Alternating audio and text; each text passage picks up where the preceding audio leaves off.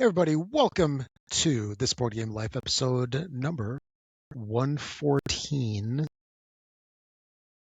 What? 114. Oh, that's what that was. I also heard some kind of echo that also kind of got me too. But anyway, every show is like the first one. This is This Board Game Life, episode 114, also 114, or 1 and 14. There's so many different ways to say it. Titled Gaming Hopes for 2026. And my screen just went black. Yeah, it did. Wah, wah, wah. I wonder what that's about. Your camera shut off? The little light went off on it. Yeah, you have no camera now. I can still hear you. Yeah. We're still live! Yeah. Anyway. Sort of. We'll see what happens. You want to troubleshoot and I'll take over here? If you can't get it back, then we'll have to quit and start over. Yeah. I don't know what there is to troubleshoot, but hey. Unplug a camera and plug it back in again. I don't know. Yeah. Have you tried turning it off and back on again? Should I check to see if my refrigerator's running? You might need to. I think you just reached over and unplugged it. You're like, I really don't want to record today. I'm tired. I'm just going to unplug this. And Mark will never know the wiser. Yeah. But I am way too smart. SMRT smart. SMRT. So all of those, if you're listening to the audio of this, and this is the audio that actually goes out, Rob's camera just went off right after we started. We've been connected in here for what, close to an hour, almost an hour. Well, it took him a long time. He's been having some technical issues today with his camera and his headset for some reason. But we've been on here for at least a half hour, chit-chatting, prepping for the show. So we hit the go button, and less than a minute in, boop, his camera just shuts off. Hey, he's back. Yeah. Oh, so might be one of those types of episodes, but we're just going to keep going. Yeah, because that's how we roll. But yeah, this camera apparently went to sleep for some reason. Nice. While it's being used, but then again, who knows? You gotta love technology. Yes. So, all right. Well, we are on YouTube. As if you're watching this, you would know that we do our video. We do the podcast every other week. We do an audio and video format, so you can watch it on YouTube. You can listen to the audio on YouTube. You can also listen to the audio on your favorite podcasting application. Just search for This Board Game Life to find the audio podcast out there. We also be sure to check our YouTube page and like, subscribe, and hit that bell icon to be notified when new content's dropping. There's actually new stuff coming out the next couple of days. So I just give you a hint, my month in review for December, January. Rob, I realized the other day I haven't done my month in review since November. Oh, so wow. I cranked those out today, and those will be releasing over the next couple of days. So, but yeah, check out the videos, playthroughs, reviews, unboxings, all kinds of fun stuff. And again, like, subscribe, tell your friends, tell your neighbors, tell your enemies, tell your parents, your grandparents, cousins, uncles, aunts, dogs, cats, sisters, brothers. Everybody. Did you say mailman? Tell the mailman. Oh, I did not. Let the mailman know. Yes. Because the mailman can tell everybody else in your neighborhood. There you go. Saves you half the work. Just say, dude, get the message out for me. Mm-hmm. Or ma'am. Exactly. So, all right, Rob. What have you played? I know you got a game played this. Yeah, I do. Yeah, so I got Misfit Heroes in the mail. This is a game from AEG that I backed a while back, and it came the other day in kind of like an interesting setup. So it came in two boxes. There was a small box and a big box, and it had been so long since I backed it. I don't remember what I backed. And I was trying to figure out what the heck was going on with these things. So one was like a Ticket to Ride size box, like, like those ones that are behind me, big square one. And there was this little guy, maybe just a like those boxes that the Point games are in, like Point Yeah. Galaxy, Point Salad, and all those. It's like that size approximately, but maybe twice as thick. So I was like, what is this? And there's stuff in each one. But it turns out that the small box is the actual normal game. And the big box is where all of the extra goodies came in from the Kickstarter campaign. That was where there was like playmats in there. There was upgraded card sleeves because the normal game just. So this is one of those. Think like John D. Clare's Mystic Vale or Custom Heroes or what was that one? Ruins. Unstoppable. They'll play one with the Oh, cards where you ruins. Yes. ruins, yeah, where you slide them into the sleeves. So it's along those lines. Okay. And so they had like upgraded sleeves in it's like maximum obscurity, I think is the name of the bigger box. But yeah, it had upgraded money, upgraded tokens, and all that. So once I got that figured out, I was good to go. And while I was originally setting up the game, it reminded me of how much I hate peeling the plastic of those clear cards. That like sucks so bad. But I've done it before, right? With the prior games, and you kind of get through it. But this time around, I actually did a little bit of research online, and I found an easy way to do it. Oh yeah. And that's so at least you could do that with this game. Give your son $20 and tell him to do it. Oh man, no. I don't trust anybody else with this because they would like trash the game. Yeah. Like like ruin the cards, scratch them up and stuff. But what I was going to say was that it was if you take the card and then you take a little bit of some kind of tape. So I use Scotch tape. You could do any tape that sticks really well, but at the same time doesn't leave any kind of residue. So I just looped it around my thumb a Mm-hmm. couple of times, and then if you just hold it on top of the corner and like pull down, it lifts the corner enough for you to like totally peel it off. Mm. So I did probably all 96 cards. It was taking me like 3 seconds each. So it still took, probably at least 5 minutes, if not 10, to do it. But that was a lot better than sitting there picking at it. Yeah. Yes. That's a great idea. Pro tip. Exactly. But are you hearing any echo, by the way? I am not. Because I am hearing myself coming back from like slightly delayed for some reason. No, Which everything worries sounds me. okay. Which worries me. Yeah. Anyway. So in other words, let's make it a short show so when we have to re-record it.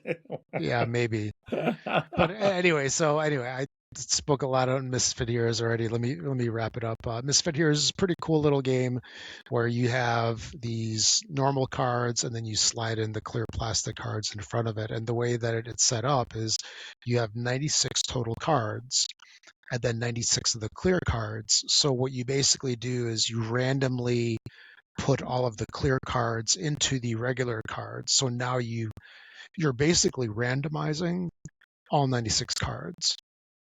And they did a really nice job with the production of this because when they're sleeved, it looks like a permanent card. It's not like an obvious plastic card, with different print.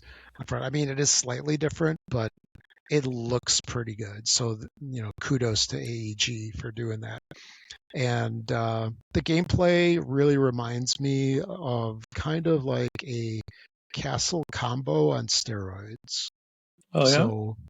So very similar in aspect where you're building a tableau. So this is a 4x4 tableau of cards in front of you. Castle Combo was what, 3x3, I think? Yes. Yeah. So this is a 4x4. You got to one up it because if it's 4x4, it's not like 3x3. It's That's not right. stealing a concept. It's Yeah, one more. exactly. Kind of like 7-minute abs versus 6-minute abs. That's a something about Mary reference there. Yep. Anyway, anyway, so it's pretty cool how you have all of the different variability with the cards, and you're building your tableau. Cards activate sometimes when you play them. They activate other cards, and ultimately you're just trying to score the most points. You can get points based on the cards that you place on the table. They're usually like 1 point each, but then there's these uh, tokens that you buy with resources, and they'll give you like 12, 11, 10 points. Um, somewhere along those lines. It started at like 7, they go up to 12, and that's your big scoring throughout the game. But really interesting game. Looking forward to getting some more play with it, and that is Misfit Heroes, new from AEG, probably hitting stores sometime soon, going out to retail backers now. I mean, Kickstarter backers now. Yeah. But what have you played? I did get to play The Hobbit there and back again. So I did a solo play and recorded that. So if you're interested in seeing what the game looks like, how it plays, at least in the solo version, I have a video up on our YouTube channel. Go check that out. I also did play it with a couple other people at my recent game night. So I've played it both solo and with 3 players, and it's a fun game. I actually like it.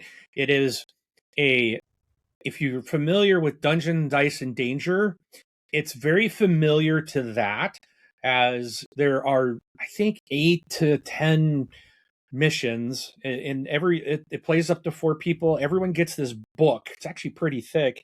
You get this book, which is, and you open it up to the different various chapters, and you're all playing the same chapter, but everyone gets their own book, their own dry erase board or marker, and you check everything off and do all your markings in the book. And you are drafting dice. So the active player will take the 5 dice and roll them. They take one, and it goes around, and everyone takes until the dice are gone. So in a 4-player game, the first player actually gets 2 dice while everyone else gets 1.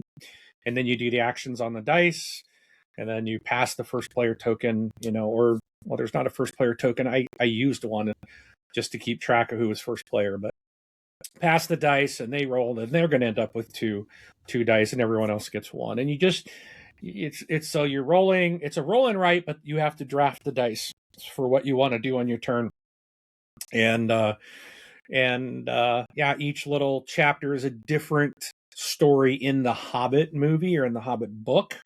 So you're kind of going through up till the Battle of Smaug from the Hobbit. I think that's, if I were correct, I think that's how it works. But it's fun. It's a quick game. It plays really well. It's got really nice components, and yeah, I really like it. And a nice insert too, right? Yeah, one that I printed. So yeah. Mm-hmm. The Ditto. Yeah. So there's that.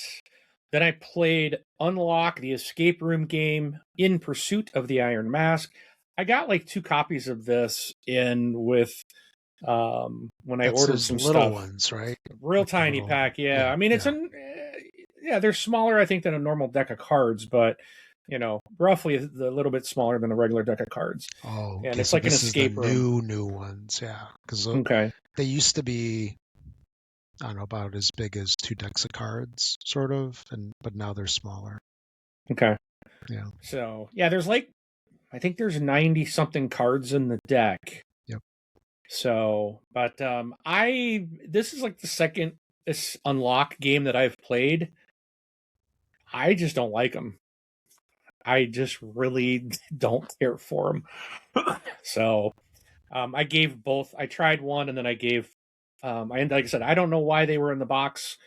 I put some kind of promo or something from the place I ordered from, or it was a mistake, but there was 2 copies of it in there. I tried one, and then I gave both to some other friends in my game group, gave them both away. I did play more Blood on the Clock Tower. I had hosted a Blood on the Clock Tower game at my house. We had 10 people playing. Oh, wow. 3, 4, 5, 1, 2, 3, 4, 5, 6, 7, 8, 9. We had 9 people playing with the 9. A 10th is the storyteller. We did have like 4 people back out. Well, we were supposed to have like 14, but we got to play like 3 games of it, and it was really fun. Had a really good time. And it is fun. I'm looking forward to playing this some more. It's a very different experience if you've never played Blood on the Clock Tower. You're all just sitting in a room, and it's a social deduction game. You get a roll. Everyone gets a roll. No one knows who's who. You're all trying to find out who the demon is and who the minion is, and basically kill them off before they kill off all the townsfolk. So, but really fun game. I do enjoy it. Got to play more Puerto Rico 1897 Special Edition, and one of my friends who has like the original game, he even said, "Wow, this is really nice." It is a beautiful upgrade. Everyone that was looking at it was just like, "Wow, this is very impressive," and it is a gorgeous game. If you don't have Puerto Rico, this is the version you need to buy. Plain and simple. It is so easy to get to the table. It is a big box game, but it is by far one of the easiest games to table based on the way they design their storage and everything. I mean, it's just, you just pull out what you need and boom, it's on the table. It's all by player, and yeah, it is just about that quick. Yeah. So I can set the special edition up faster than people can set up the original small box version of it. Let me tell you that. So, but it's a gorgeous game, fun game. I love it, and I will definitely be playing more of this. And then I got to play more Druids of Edora, Stefan Feld's new game. This is the second time I've played it, and it's really good. Eva just smoked Nick and I badly, like more than doubled our score. Oh, wow. But yeah, she just annihilated us, but we had a great time. It's a really good game. I enjoy that. This is one of those, if you're familiar with like Castles of Burgundy, this is by the same designer. And it's some people might call it a point salad, because there are so many different ways to score. And there's a lot of different things going on in the game, and every move you make, it's like, well, I could go here and do this, or I could do that, or I could do that, or I could move over here and I could do this, or I could do that, or I could do that, and if I did that, then it would let me do this, which would score me that, which would gain me. You can start to change some things, and it's really very interesting. Very interesting game. Like when I first set it up. We first played it, I was just like, oh, this doesn't look like anything interesting, but the game is really good.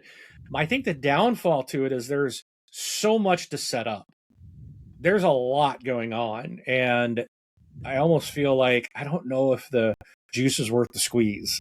Like, you got so much to set up to this thing, and it plays relatively quickly, like maybe an hour. We had 3 people. I think we played in an hour. I'll have to look that up. But it's like, I don't know if all the setup and the teardown is worth it. So, I mean, it's a fantastic game. Don't get me wrong. Let me look and see how long it took us to play this. So we had 3 people, and it took us, where's the time? It was right at an hour. So, so 20 minutes per person-ish, maybe? Yeah, and it just seems like there's so much setup. There's just so many things that are coming out and you're doing. But again, it was only my second time playing, but it's still a good game. I really do like it. I can't find it in the stores yet. I don't think it's yet in the store. So I have signed up everywhere. Yeah, I signed up to be notified when it's back in restock. Mm-hmm. So I definitely would like to get a copy of it. So, and I And definitely will play it again. if I find it for sale somewhere, I'll buy my copy and then I'll let you know that it's available. Yeah. Maybe, Yeah, maybe. Thanks. as long as I didn't get the last one. Yeah, if there's two, you can get me one and hold on to it for me when I come down in May. There So, you go.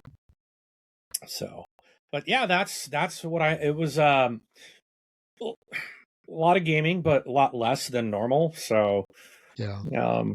got to kind of slow it down a little bit. So, but good stuff, and Okay. it was a good time.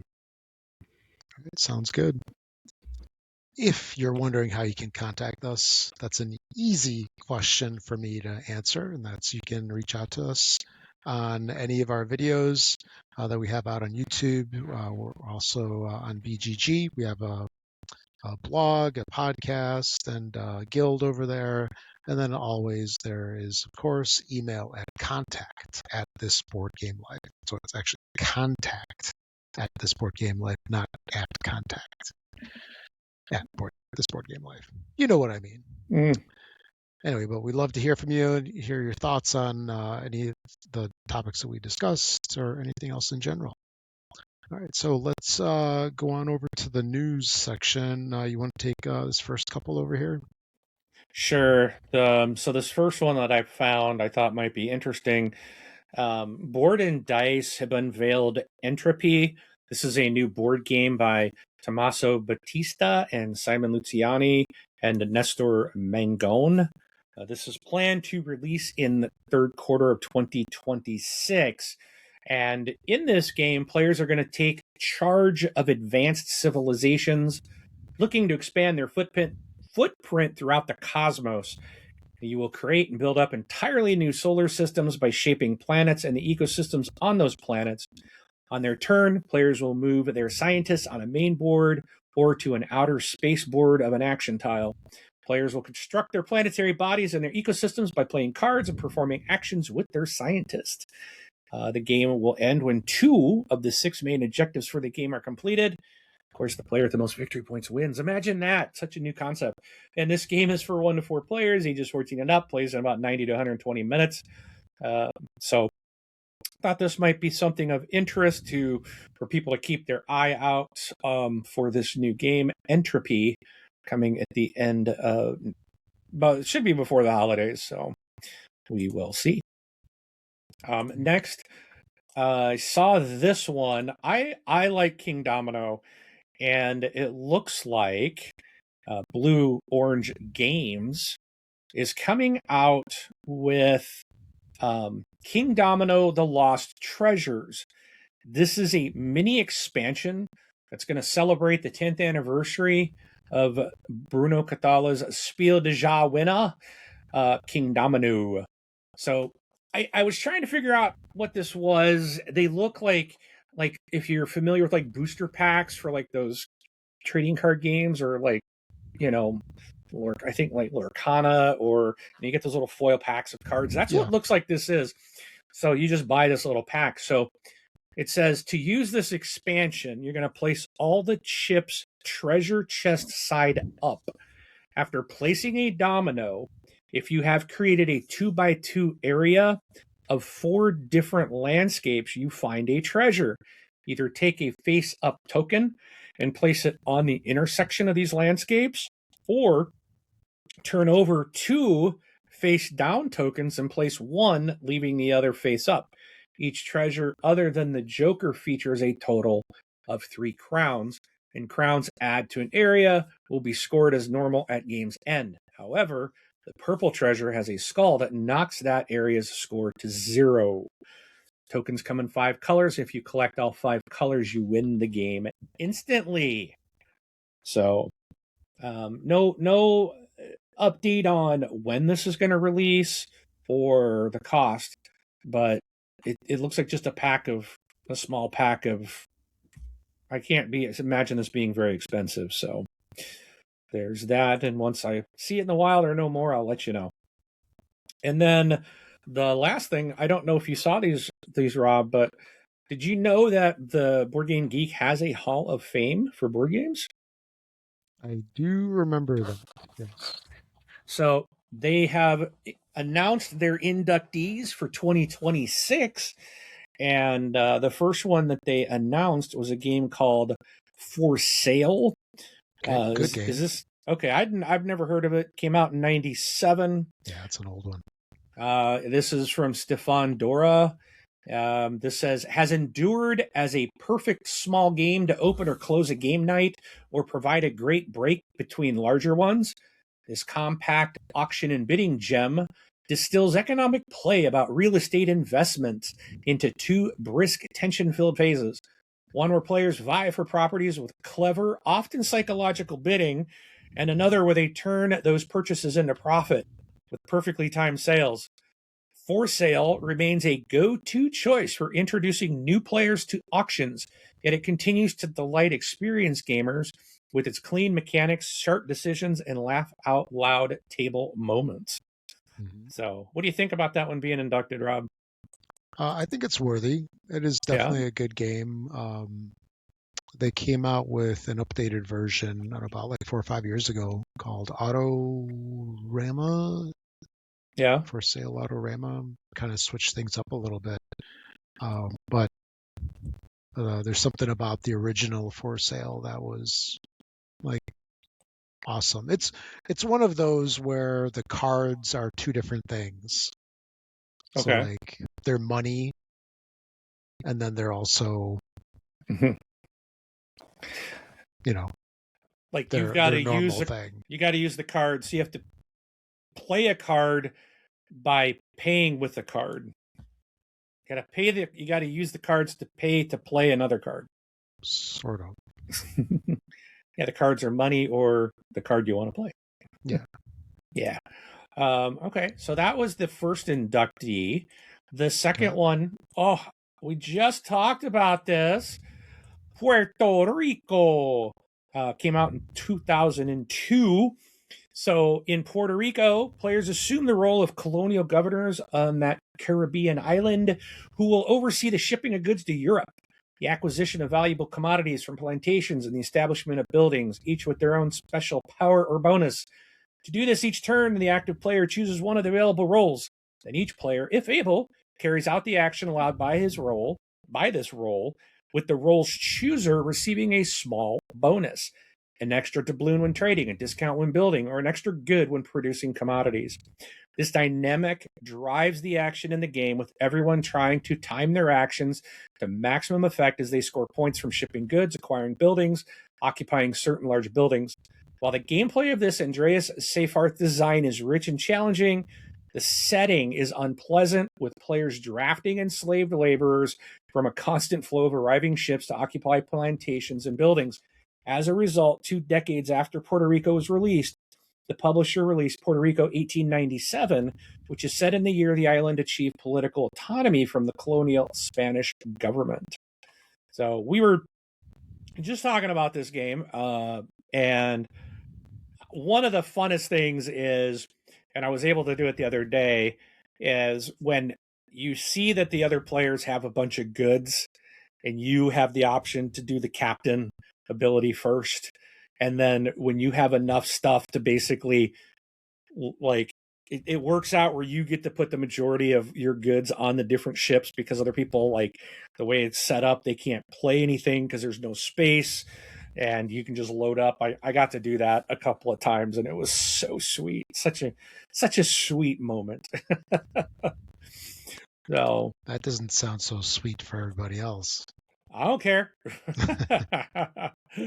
Hey, it happens to me all the time. So when it works out, it's sweet.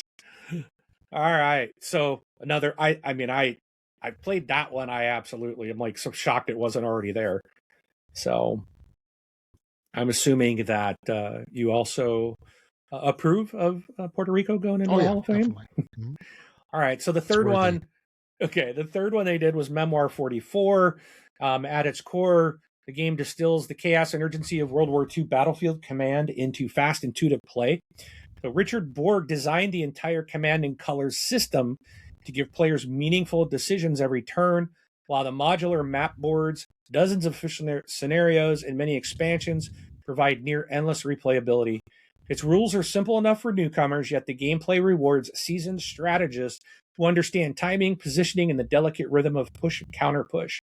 For those that just want to play a fun battle game with dice, it delivers. For others who see its real treatment of history, together with simple modeling of command and control, morale and casualty effects, geographic conditions, and training, MR44 shows how historical wargaming enhances our understanding of world events.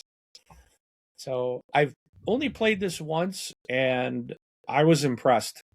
It is a really good game. I got rid of my copy because, I did get rid of it. Someone did buy it at the con. So I did get rid of it just because if I get it now, I want to get the newer version because they've, I guess, made some changes with like the coloring of the plastic armies. I didn't like.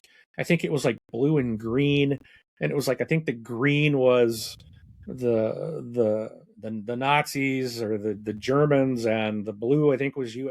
I don't know. There was something about it. When I see a green tank, I just think that's it's an army tank, Sure. And I think they kind of better did. That was one of the updates, was something about the coloring of the plastic in the new release. So I may pick up a newer release of it, but it is a fantastic game. Yeah. No.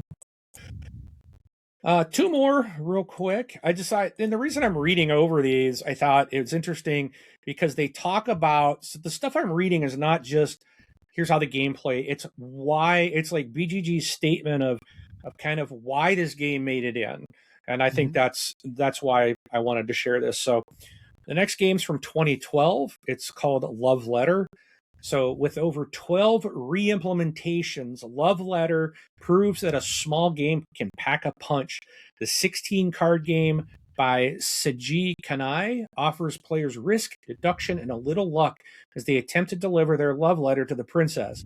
Players must make a decision upon drawing a card on their turn, play the new card, or play the previously held card. While simple, this decision might provide a player with protection, an opportunity to eliminate a player, or the right amount of confusion for everyone else at the table to not know what remaining cards you have in your hand or how powerful it might be. And with one card removed each round, it's impossible to know exactly what other players know. It's an endlessly replayable light card game that certainly began the 16-card craze that is in full effect after nearly 15 years. So, again, that's another one I've played, and it's fantastic. So I think out of all of these, only one, that first one is the only one, the For Sale game is the only one I haven't played. And then the last one is from 2016, Terraforming Mars, set in a near future vision of the corporate colonization of space. Terraforming Mars has proved to be admittedly replayable. By combining familiar game elements like card drafting, asymmetric player powers, a half dozen resources, and bonuses claimed by whoever reaches a milestone first. Designer Jacob Frexilius has created an evolved game that challenges players to raise the red planet's temperature, adjust its oxygen level, and create arable land. But while players terraform Mars collectively, they all have individual goals driven by more than 200 unique project cards that they will purchase and play. Whether you want to plant forests, build cities, or establish an ocean, you can work towards those goals, yet you need to keep an eye on everyone else, because once Mars reaches critical terraforming thresholds for life in the form of oxygen, temperature, and fresh water, only one corporation will end up on top. And it is a fantastic game. It is really, really good, and one I need to get played again soon. I have not played it probably 2 years, and I know people have been talking about it in my group, and maybe this will be like, okay, I gotta bring this one and get this played. So the Hall of Fame. So many versions of it. Yeah, and I do like, what is it, the Prelude? The dice game's good. I have that. I did get the Prelude expansion, which gives you like some, I think that's the asymmetrical part, I believe. I think that was an add-in. I can't remember, it's been so long, but yeah, it's super fun. So that's the news that I have. What did you get? And just may as well just continue with the news from my mouse just stopped working. Oh, jeez, did it go to sleep? I don't know.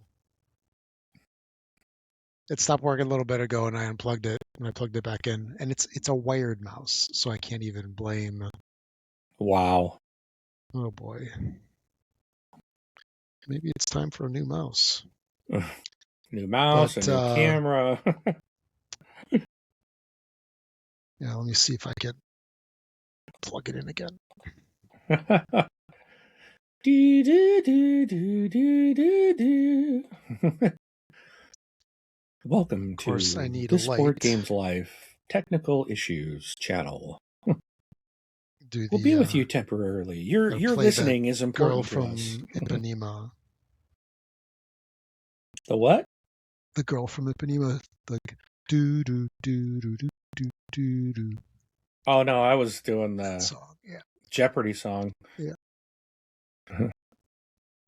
And not the Okay, Lost in it's back. Jeopardy, baby. All right. We'll see how long that lasts. Anyway, okay, where was I? So Terraforming Mars, the dice game, has a new expansion coming out What? from Stronghold Games called Missions. It's going to be hitting retail on March 4th. And why is my camera so zoomed in all of a sudden? What is wrong going with this on? episode? What is going on? What is wrong? Oh, I should just pack it in right now. Anyway, the new expansion is going to have a new color of dice. The purple dice represent influence, and they create a special in-game effect. It also includes new corporations, new project cards, and new mission mechanic that creates more interaction between players. And it's only $19.99, so that's fairly Nice. reasonable. And then lastly, I've got. Do you remember Tecmo Bowl? Oh yeah. From way back when. So that came out in '87, and there's a tabletop version of Tecmo Bowl coming out later this year. October 1st, 2026 is the ETA of retail release. So Buffalo Games and Puzzles is going to release it, and it's going to be a card game of all things. And let's see. The new card game allows gamers to hit the 8-bit gridiron for a cardboard adaptation of the classic game. There's 12 teams, but only one can come out on top. So only $15. What are you laughing at? My huge head? Here. Oh, your camera is zoomed in. Like it's like I see one eyeball and half your mouth. That's it. I suppose I should try to be centered. Oh, too funny. Too funny. Yeah. But let me see if I can pull up my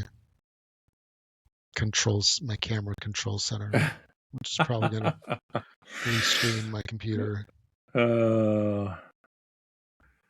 That's too funny. So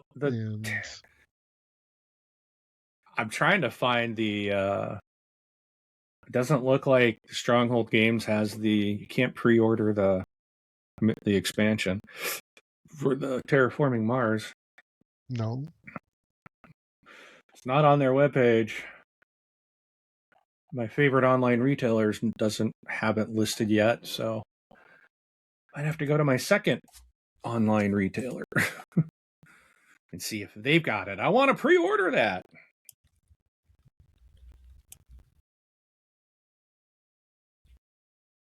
Yeah, it just says it's going to be in retail March 4th. Okay. Well, I bet the Stronghold Games website probably will have it. Well, like I said, they don't right now. Oh, they don't? Okay. No, I looked at it. So But so Anyway, that is all that I had for the news. Just those two things. Tecmo Bowl returns as a card game. Man, I remember playing that back in the day. I almost like have to get the card game just because, And just dude, for a nostalgia factor. and at $15. It's not going to break the bank. Yeah. So, yeah, I want the missions. Cool. I didn't even know about that. Look at that. Bringing the news to the world. That's and right. ourselves. All right, Rob. So 2026 has arrived. And we've talked about like our most looked forward games but of the year. That's a previous episode. But what are some things you want to see in gaming in general? Like what do you hope for to see, different, changing, new, old, whatever? What are you hoping for in 2026 in the industry?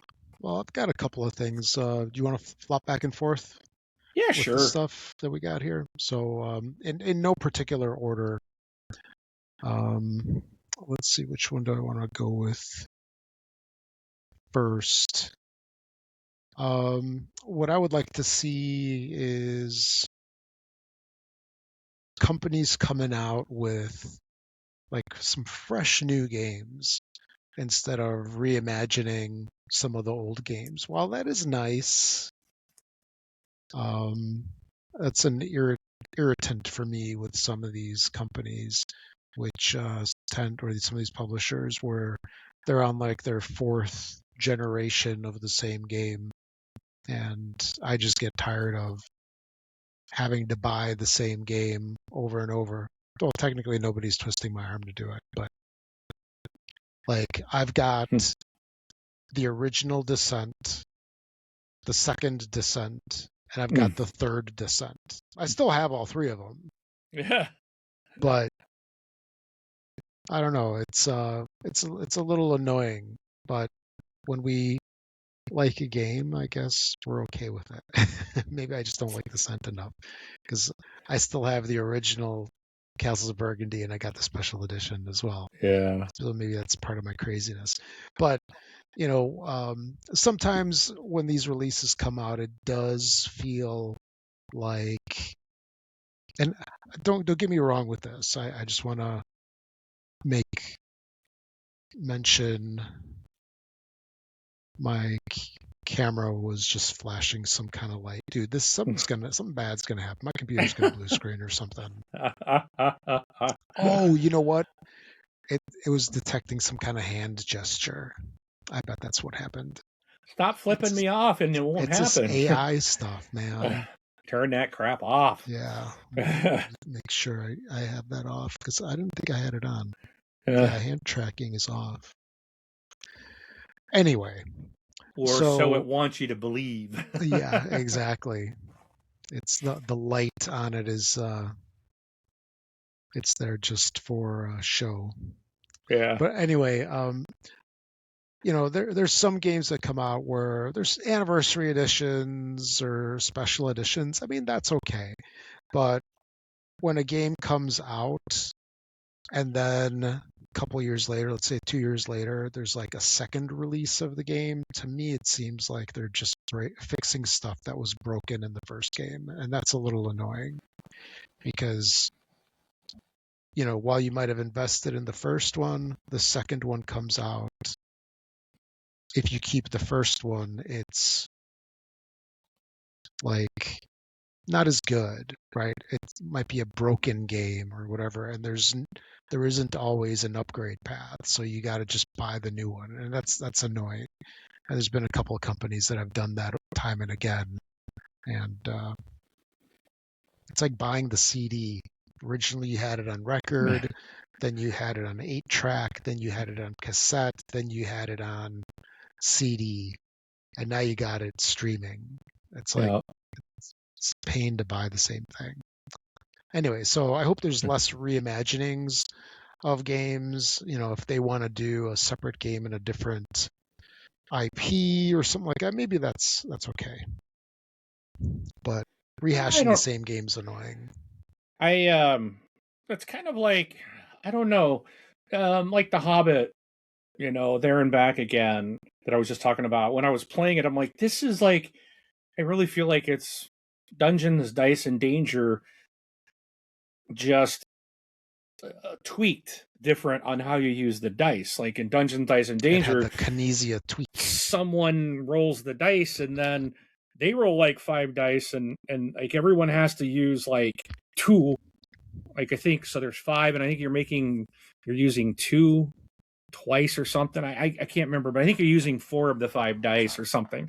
Maybe there was 6 dice in it, but and then like the active player gets to like use the black dice, but then if the other players want to use the black dice, they got to use a certain ability.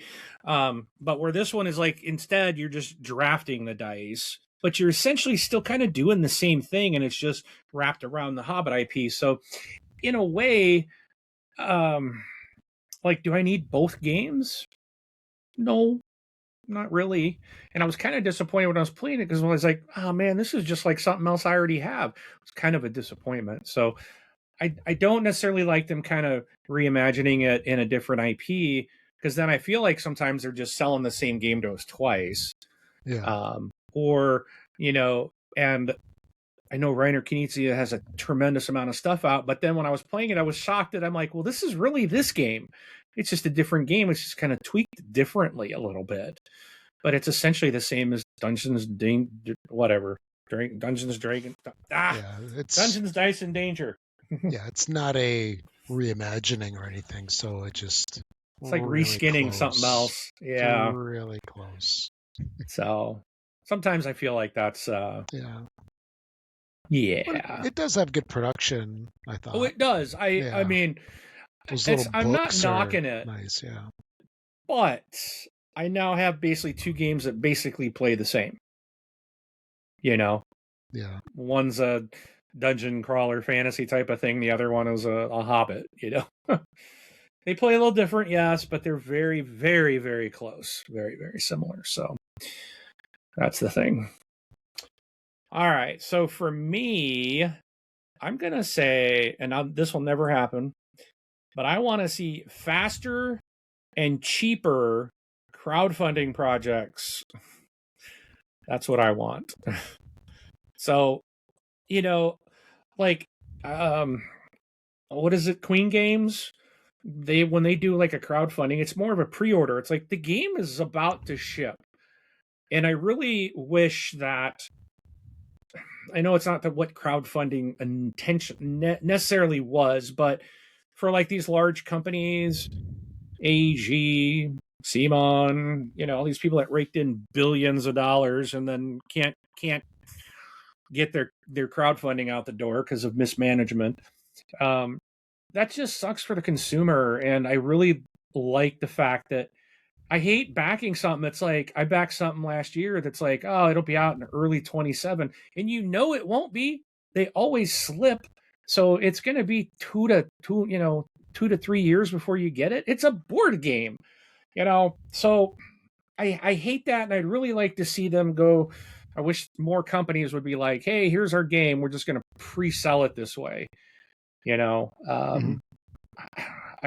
I hate waiting so long, because you spend your money and then you got nothing for like 2 years, which seems so ridiculous. I don't know of any other industry that you do that. Yeah. So I would like to see the prices come down. Shipping has gotten crazy, and the prices I think are insane for board games. They really have gotten very expensive. So get them to us quicker, get them to us a little cheaper, but not like, I don't mind paying for quality, right? I buy a lot of Awakened Realm stuff. That's where a lot of my money goes, or Dice Throne. That stuff's super good quality. I get it. I know what I'm paying for. But when I get something like Comic Hunters and it is horrible, like, really? Yeah. Why am I? Yeah, let's improve the quality. but let's not make it cheaper by like giving us, paper thin cardboard. So Right. I know it's a pipe dream. I'm first world problems, right? Yeah. So, I want it now, Rob. I want a golden goose I don't want to now. wait. Yeah.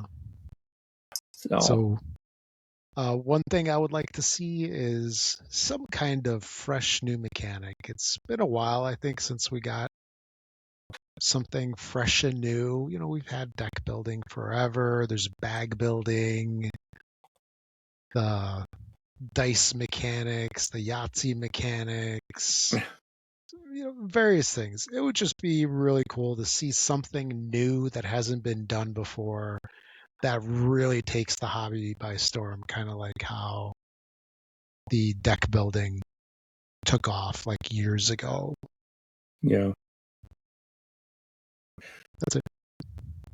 Interesting. I'm just trying to think like, what would it be, Yeah, Like that's for the experts to something. figure out. Yeah, that's something that they kind of need to figure out. We could throw so many things into this. Like roll and rights. Those have been around for a long time.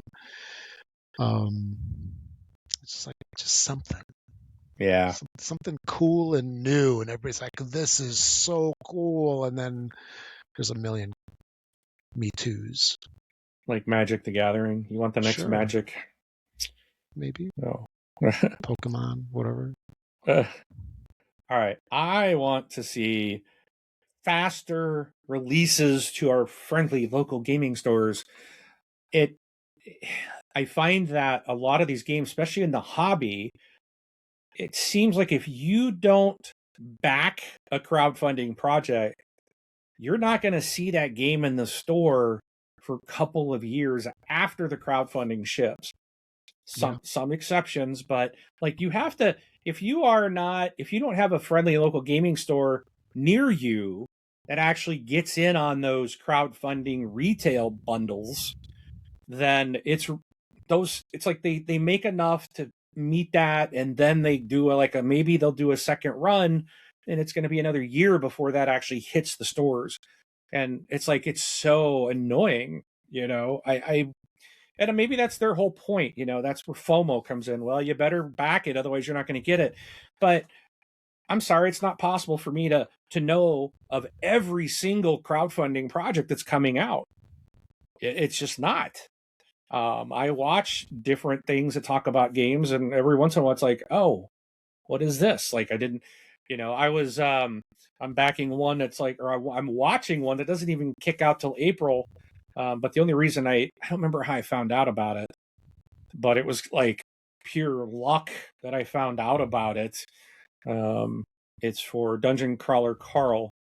Has oh yeah, getting the version of Unstoppable along with like a RPG or something's coming out. Like I don't want the RPG, but I want the Unstoppable version of that game. yep, Uh, so, but now they're like, oh well, if you give us $5 today, even though the thing doesn't start till April, we'll give you this free poker chip or something. I'm like, really? You need more? You need money months in advance to it's like just reserve my pre? Like this is so stupid. yeah. I'll You gladly know, pay you Tuesday for a hamburger today. exactly. So, Yeah, it's like stop fleecing us, and let your local game stores. They should be your customer, because if they have your game in stock, then us, the consumer, are going to see it, because these companies are selling to these game shops, but it's almost like crowdfunding has kind of like, okay, we don't need the storefronts, we're just going to sell direct to the consumer, but you're also kind of screwing the consumer over at the same time, because you're yeah, charging us more even though you claim it's cheaper. I'm paying shipping when I crowdfund, and that ain't yeah. cheap. Tax and So, shipping. Yeah, and yep. So I'm sorry, it comes out to be cheaper if I wait. But because of the way they're doing things, your friendly local game store may not even get it. Maybe they don't want to commit to have to buy so many copies. Just make bigger print runs of these and get them into the store, and they'll sell. Wow, that's the way I yeah. feel. But That's the risk. That's the risk that they always talk about like what is demand going to be, and Demand is a we want you can game. do a whole show on Yeah, this topic. That's for sure. I would probably walk away angry. Yeah, I want it now. That's what we should but title the show. I want it now. that is So, every day. yeah. That is every day for sure. Um, so one thing that I would like to see, and I haven't seen this in a while, is I just remember years ago there were huge releases that came out within the year. Oftentimes they released, at Essen, they released at Gen Con, and these releases were just massive. They sold out, they were talked about, people had huge lines at the cons for them, and that's all you heard about for a long time. I think the landscape nowadays is a lot different than it was way back when, just because there's so many games that come out. Instead of like 500-600 games a year, now it's into thousands, Yeah. right? So, but still, it would be really cool to just have some of that stuff that we saw before, where there's this massive release, everybody's excited about it, everybody's talking about it, and that game just skyrockets into the number one spot. Um, so that's maybe me being a little nostalgic, and I just need to accept 2026 for what it is. And it's not going to be 2010 anymore. But Brass Pittsburgh, isn't that coming out this year? yeah, That's your big release. That's going to skyrocket. yeah, I don't think it's going to be as popular. Yeah. That's kind of like a niche game, I think. But Brass Birmingham was freaking number one for a long time. yeah, it was. So, So like and when it this, came out, I got that in Lancashire, yep. like at the same time, and I don't remember them. I mean, we heard good stuff about him, but they weren't like, oh my god, you gotta get this game. That hype wasn't there for him. But Oh, Brass Birmingham is still ranked overall number one. yeah, And it came out 2018. And it yep, currently sitting at number one. yeah. So, strategy game, number one. Overall, number one. Brass Lancashire, overall 22. 19 in strategy Oh games. wow, So, I do think that's one that fits your requirement would be Brass Pittsburgh. maybe. So, I think it will go if they do. I think they're going to do justice. So, could be, but I know what you're We'll like. That's see. one game. So, Maybe but what we need to have is that hot new game with that fresh mechanic. there we go. There we That's going to go. be the talk of the town. Yeah, it's going to be called what is it called? The Game Makers? I think Mm, that's what it was that I backed. It's maybe. about making a game about making board games. Yeah. I think that was what it was called. The Game Yep. Makers. That's Yep. due this year. So, that's my big one.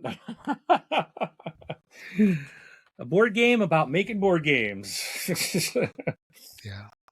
So, all right. So I'm gonna throw one out there because of kind of following off what you just said. This might seem crazy to say, but what if I said I hope for fewer new games? Maybe I, not so many. Like there's so many, and I feel like I need them all, and I can't possibly buy them all. I can't play them. Oh, I could buy them all.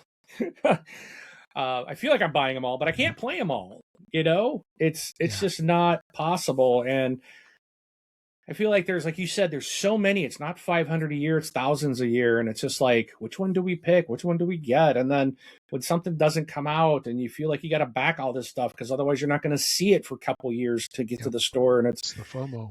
Maybe we just need fewer games to come out. Maybe it needs to calm down. Maybe that's part of some of the other things that I'm going to talk about that we've seen in the industry that I hope goes away.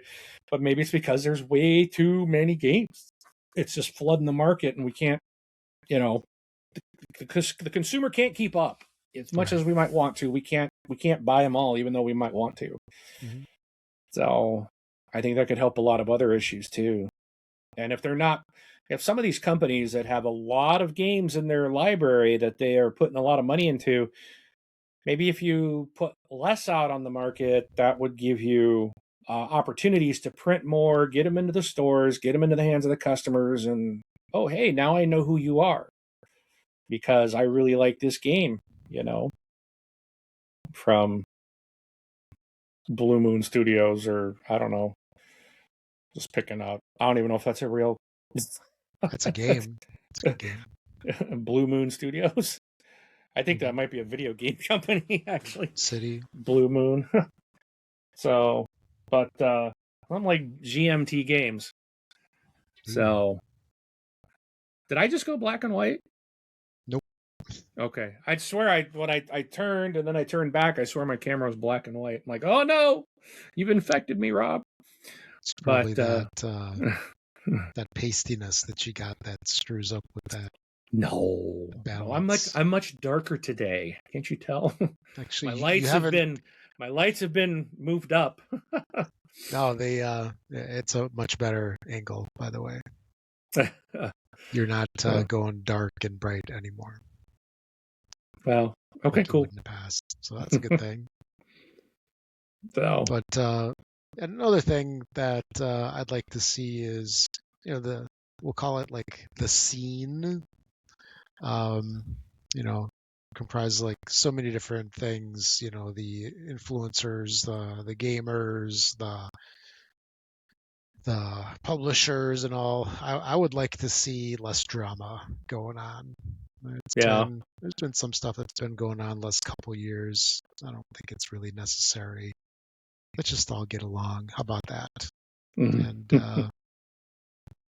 it's about the games, and let's just enjoy that. I'll leave it at that. All right. And I want to see less publisher closures, despite the fact that I just said we need fewer games. That I guess that could be like, well, dude, which one do you want? Do you want fewer games, which means fewer publishers? I don't want people like these companies to close, but I just think we need to slow down, not have as many new publishers. It seems like as many that are closing, we're seeing stories of, like we talked about last week, the people from Leader Games some people have left and created their own studio. It's like, everybody wants to have their own studio. We've seen this in the video game world. Rob and I have seen this many, many times. We're going to leave this and form our own. And a couple years later, they close because they can't make it work. And, I would like to see less of that and, get some, I don't know, just, I don't want to see people lose their jobs. I hate seeing a new company get created, talk about great ideas, and then it never comes to fruition for whatever reason, so.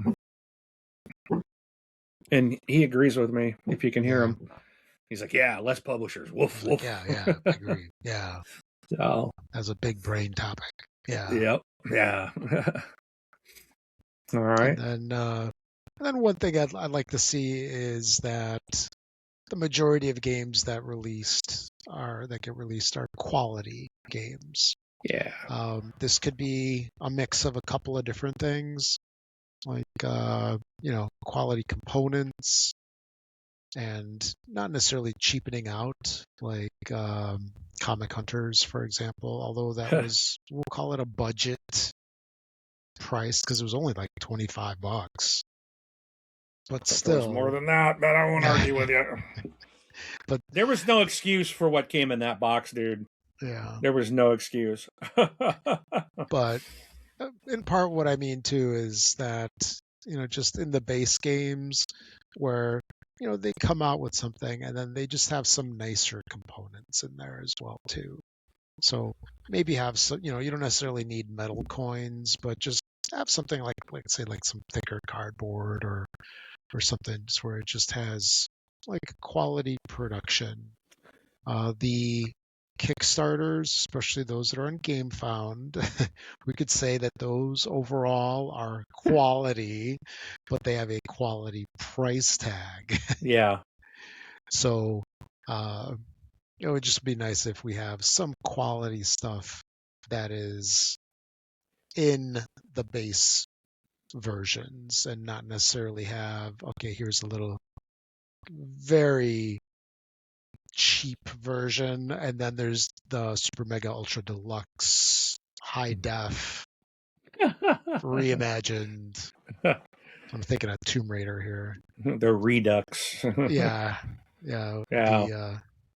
the 5 million different versions of it. But yeah, just where it's like we just like get some nicer stuff in the base versions. It doesn't need to be crazy because there are just some games where if there's the super mega version and the retail release, maybe just have nicer money in there. I don't need the playmats and the 8 foot tall, dragon and, multiple card holders and all that stuff. But just some quality games. And things are a lot better. Definitely a lot better than they were in the past. Just because, in the past, a lot of the publishers were small time companies run out of people's basements. Companies were single person companies. And so, I get they were doing the best that they could, but just like to see quality be the standard. Yeah, like, I'm pretty sure I paid $35 for Comic Hunters, and that's what I paid for The Hobbit there and back again. And I'll be honest, I was shocked at how the quality, how great it was in the Hobbit game when I Oh opened it yeah. up. I was like, wow. Like, even when I got the box, I was like, well, this is heavy. I'm like, this is only $35. Like, I was like, I can't believe how heavy this is for that Mhm. price. And then when I open it up, I'm like, the books are thick. Like, Oh yeah. those are quality, like, It's like for 3 mil, 3 millimeter, 4 millimeter pages. yeah, like Yeah. it's thick, it's durable. It's like, wow, I can't believe this was only 35. Where I get Comic Hunters, I'm like, what the heck is this crap? Like, it's like paper. Like, these are their little quote cardboard was thinner than a greeting card, I'm like, come on, that was terrible. That was Yeah. really, really bad. And I'm gonna call them out on that every time we talk about quality. It's like, that's not fair. And it's like, well, they had to pay for the Marvel IP. Well, you don't think the Lord of the Rings IP costs money? So yeah, the Hobbit probably could have got off by paying more or cutting on quality to pay for the IP, the licensing, but they didn't. So it can be done. And I want to shout out to Office Dog for giving us quality for a great price. Yeah. So all right. The last thing I have is again, this one might seem like I'm kind of counter talking a lot like these last three, but I want to see less acquisitions. Um, and I think, again, if we have fewer new games, we won't have as many of these new publishers open that are going to fail. And maybe there can be a better look on quality, getting things to market, getting the ultimate. If you want to be successful, you got to get your game into the customer's hands. And I think leaving out your local game stores is not a good thing. I think you need to get your games on those store shelves. And acquisitions, I think, are good when a company that, has a good pedigree and for some reason is failing, that can be picked up by someone else. But when a company and they're out there are acquiring, that does not translate to bigger is better. It rarely translates to bigger is better. And I see that, Rob, you and I see that in our own industry and where we work. Companies gobble up. The company I worked for before gobbled up a whole bunch of stuff constantly.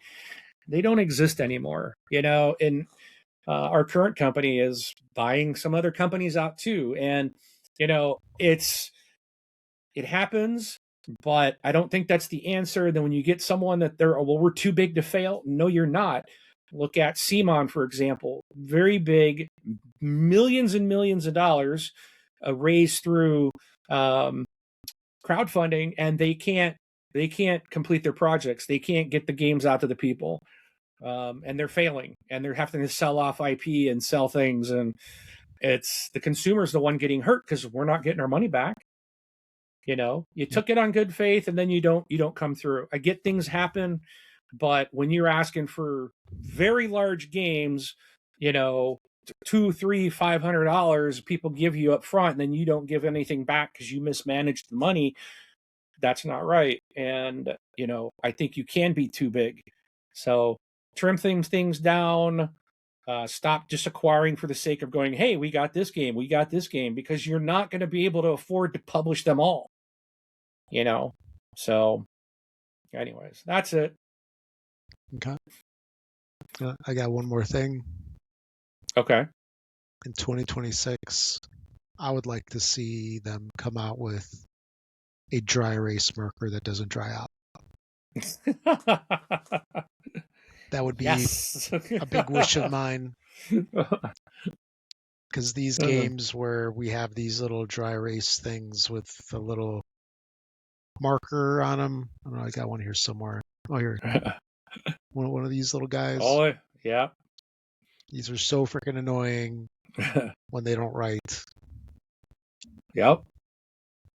And I don't know, maybe as part of our gamer credentials, we need, in order to keep those active year after year, we need to make sure that we go to Amazon and buy like a big box of 200 of them just so we have them around. There you go. So I remember looking a while back, and I could have sworn that you can't buy just a couple. It's like you have to buy some ridiculous amount of them or something like that. Could be. I would think Michael's would have some dry erase markers. Yeah. That you could buy just in a small amount. So yeah, probably. Yeah, you can always. So the problem with them is that they're fine tip, right? A lot of the dry erase stuff is like the big markers. You can find those all over. Yeah, because like for the big whiteboards in schools and businesses and stuff. So, although I think you just dated yourself because back in the day we had chalk, and then the high tech was the marker. Now it's all electronic. They have the stylus now. I don't know what you're talking about, man. Yeah, exactly. All right. Anyway. I think it sums up our hopes and dreams, huh? Yeah, that's some fun stuff that we'd like to see later on this year. So we'll see what happens. But, one thing's for sure. I'm sure there's going to be a ton of great gaming all the way around. Oh, yeah. Over the next couple months for sure. Yeah, just let me look back real quick. See which episode it was that we talked about what we want to see, what we're most I don't have the titles listed here. So, but episode 111, looking to 2026. So you and I had a bunch of games listed on things we're looking forward to coming out. So yeah, there's a lot of stuff. So if anyone's wanting to hear some of the things we're looking forward to, and I do recommend you check it out. Episode 111, Rob and I got some very different lists. I think there's only one game that went across. We had two. I think we had two games that overlapped. Everything else was different, which is cool. So yeah. You got my list of great games and your list of not so great games. I'm not surprised you said that. You can just tell we've been friends forever. Oh yeah, that great banter like that. All right. Well, message us, email us, or leave us a comment on the YouTube channel here, and let us know what are some of your hopes and dreams and wishes for gaming in 2026. I got nothing else, Rob. Okay, yeah, me neither. All right, thanks for listening, everybody. That was episode 114 in the books. We'll catch you again in 2 weeks for number 115. We'll see you at the table.